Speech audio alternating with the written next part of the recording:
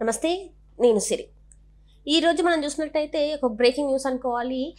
శాసన మండలిలో అయితే పయ్యవుల కేశవ్ గారు అయితే వైసీపీ గురించి, అక్కడ అధికారుల గురించి అయితే కొన్ని కీలక వ్యాఖ్యలు చేశారు. అది కూడా ఆర్థిక వనరుల గురించి ఏదైతే వాళ్ళు 25 సంవత్సరాలకు సంబంధించిన అంటే ఆర్థిక డబ్బులు ఏవైతే ఉన్నాయో అవి అయితే కాజేశారన్నట్టుగా తను వ్యాఖ్యానించడం జరిగింది. ఇంతకు అసలు ఏం జరిగింది అనే అంశాన్ని మనకి వివరించడానికి మనతో పాటు ఉన్నారు ప్రముఖ సీనియర్ జర్నలిస్ట్ దుర్గా కుమార్ గారు.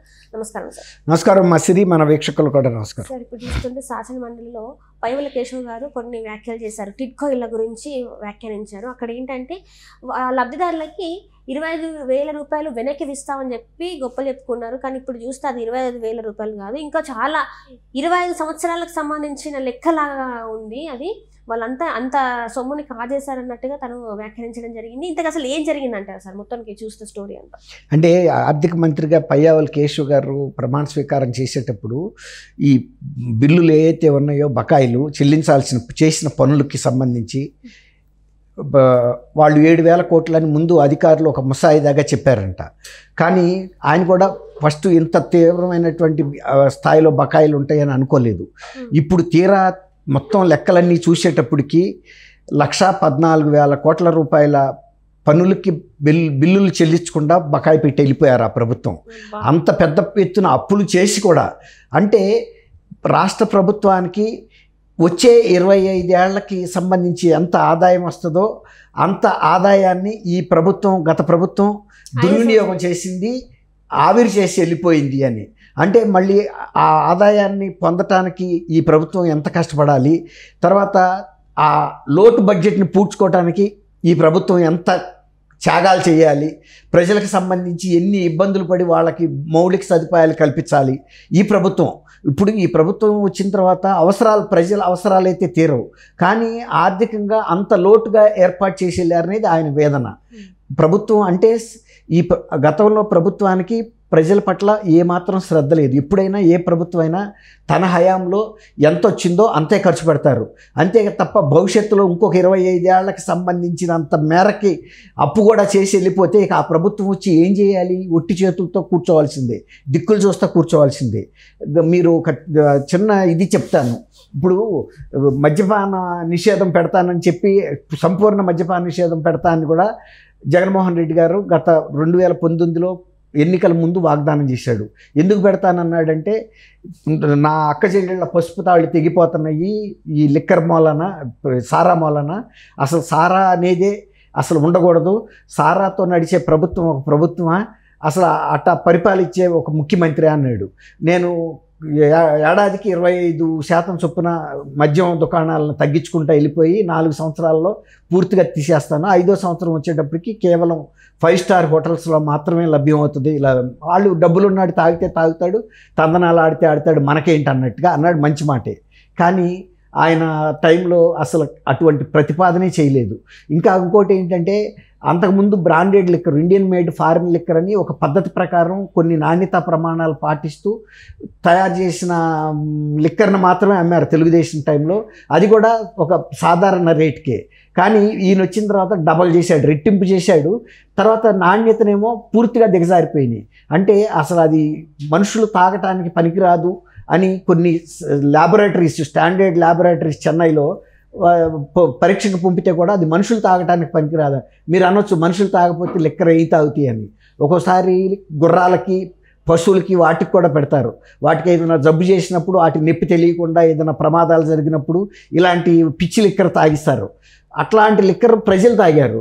దాని మూలన ఆంధ్రప్రదేశ్లో చాలామంది ప్రజలు హాస్పిటల్ పాలయ్యారు, రకరకాల వ్యాధులు పాలయ్యారు, కుటుంబాల ఆర్థిక పరిస్థితి చితికిపోయింది వైద్యం కోసం. కొన్నిసార్లు అసలు మనుషులే చనిపోయారు. దాని మూలన వితంతు పెన్షన్లు కూడా గత 5 సంవత్సరాల్లో పెరిగినాయి. జగన్మోహన్ రెడ్డి గారు నా ఆడపడుచుల పసుపు తాళ్ళు తెగకూడదని అన్నాడు, కానీ ఆయన టైంలోనే ఎక్కువ తెగిపోయినాయి ఆయన ఇచ్చిన పిచ్చి లిక్కర్ తాగటం వలన. అట్లా ఆయన ఏ విధంగా చూసినా కూడా ప్రజలకు సంబంధించి, నేను ఎందుకు లిక్కర్ గురించి చెప్పానంటే, ఆ లిక్కర్ ఆదాయాన్ని చూపించి కూడా ఆయన వివిధ దీని నుంచి 40,000 కోట్ల రూపాయలు వివిధ ఆర్థిక సంస్థల నుంచి అప్పు తెచ్చుకున్నాడు. మద్యం మీద మాకు ఇంత ఆదాయం వస్తుంది, అదొక శాశ్వత ఆదాయం అన్నట్టుగా. అది తప్పు కదా. ఇప్పుడు మద్యం మీద వచ్చే ఆదాయం పరిపాలనలోనో లేకపోతే ఏదో ఖర్చులకో ఉపయోగించుకో తప్పు లేదు, కానీ దాన్ని ఆదాయ వనరుగా చూపించి అదొక యాజిఫ్ ప్రభుత్వ ఉద్యోగులు కనుక మా జీతం ఇంత వస్తుందని చెప్పి బ్యాంకులకు వెళ్ళి దాని మీద లోన్ తీసుకుంటారు చూసారా, ఆ విధంగా లిక్కర్ ఆదాయాన్ని కూడా తీసుకెళ్ళాడు. ఆఖరికి సచివాలయాన్ని కూడా తాకట్టు పెట్టాడు, మీకు తెలుసు. అట్లాగే టిడ్కో ఇళ్ళని ఇవ్వకుండా కూడా ఆయన చివరి వరకు కూడా వాటిని పాడుపెట్టాడు. అప్పటికి చాలా వరకు పూర్తి అయిపోయింది తెలుగుదేశం పరిపాలనలో. కేవలం ఈయన ఇస్తే కూడా అది తెలుగుదేశం కట్టింది అనుకుంటారు, నాకు రాదు ఆ ఫలితం, నాకు ఆ కీర్తి రాదని వాటిని పడక పెట్టేయటం వలన చాలామంది అసాంఘిక శక్తులన్నీ అందులో చేరి రకరకాల ధ్వంసం చేసి అనేక దుర్వినియోగం చేసి తర్వాత అవన్నీ కూడా పిచ్చి మొక్కలు మొలిచిపోయినాయి రోడ్ల మీదను, తర్వాత ప్రాంగణాలలో. తర్వాత కరెంటుకు సంబంధించిన ట్రాన్స్ఫార్మర్లు పాడైపోయినాయి, ఇళ్లకు సంబంధించిన దర్వాజాలు కిటికీలు పీక్కెళ్ళిపోయారు, అద్దాలు పగలగొట్టేశారు. అవి కొంచెం మోడర్న్గా కట్టారు, అంటే ఒక మంచి సంస్థ కట్టింది, అది షాపూర్జీ పలోంజీ అనే సంస్థ అనుకుంటా, వాళ్ళు చాలా స్టాండర్డ్గా కట్టారు. లేకపోతే ఎల్ఎన్టీను, ఈ రెండు సంస్థలు ఒకటి కట్టింది, చాలా బాగా కట్టారు. ఎందుకంటే నేను కొన్ని అప్పుడు ఎలక్షన్ ముందు మనం వివిధ జిల్లాల్లో తిరిగినప్పుడు వాటిని చూసినప్పుడు చాలా నేను కూడా ఆశ్చర్యపోయాను, అయ్యో ప్రైవేటు బిల్డర్స్ కట్టారా అన్నంత మంచిగా కట్టారు.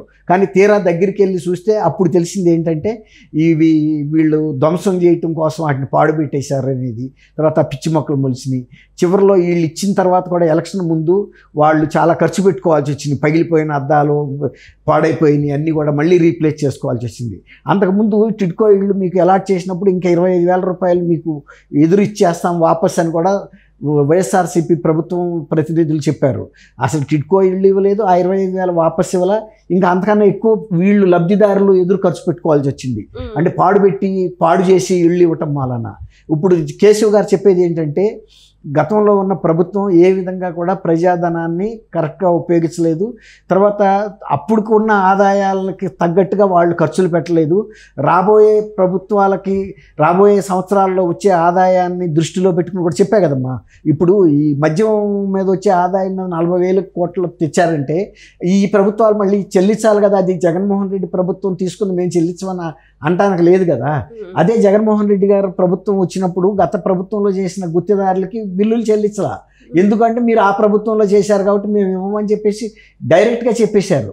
ఈ 5 సంవత్సరాల నుంచి వాళ్ళకి బిల్లులు చెల్లింపులు జరగల. ఇప్పుడు 1,18,000 కోట్ల రూపాయలు ఎంతో మొన్న ఈ ప్రభుత్వం వచ్చిన తర్వాత జీవో ఇచ్చి తర్వాత ఈ 5 సంవత్సరాల నుంచి వాళ్ళు కూడా వడ్డీ కూడా ఇవ్వమని అడిగారు. ఎందుకంటే మేము కూడా బయట నుంచి అప్పులు తీసుకొచ్చి పనులు చేశాము, మాకు చాలా నష్టపడ్డాము, ఆఫీసుల చుట్టూతా ఎన్నిసార్లు తిరిగినా వాళ్ళు ఇవ్వలేదు, చివరికి మాతో చెప్పేశారు కాబట్టి మేము కూడా చివరిలో మేము అసలు తిరగలేదు కాబట్టి మమ్మల్ని ఆదుకోండి అని వాళ్ళు చాలామందికి సూసైడ్ కూడా చేసుకున్నారు. కొంతమంది దాదాపు 45 మంది కాంట్రాక్టర్లు కూడా సూసైడ్ చేసుకున్నట్టు తెలిసింది. ఇప్పుడు ఈ ఆర్థిక భారం అంతా ఈ ప్రభుత్వం మీద, ముఖ్యంగా కొత్త ఆర్థిక మంత్రి పయ్యావుల కేశవ్ గారి మీద పడింది. ఇప్పుడు ఆయనకి బాధ అనిపిస్తుంది, ఇవన్నీ ఎట్టా తీర్చాలి, ఏం చేయాలని. అట్లాగే మొన్న రిషికొండ మీద కట్టిన విల్లాస్ చూసిన తర్వాత బంగ్లాలో చంద్రబాబు నాయుడు గారే నివ్వెరపోయాడు, ఏం చేయాలి వీటిని, ఇంత ఖర్చు పెట్టి కట్టారు, వీటిని ఏదన్నా ఉపయోగం కోసం ఏమైనా పనిచేస్తాయా, దీని మీద ఏమైనా ఆదాయం వస్తుందా, తర్వాత ఇప్పుడు వీటి నిర్వహణ ఖర్చులు ఎట్లా భరించాలి అని నివ్వెరపోయినట్టే ఇవాళ కేశవ్ గారు కూడా పరిస్థితి అట్లాగే ఉంది. ఈ ప్రభుత్వం చేసిన అప్పులు ఆయనకి గుండె పగిలిపోతుంది. థ్యాంక్ యూ అమ్మ సిరి, మన వీక్షకులు.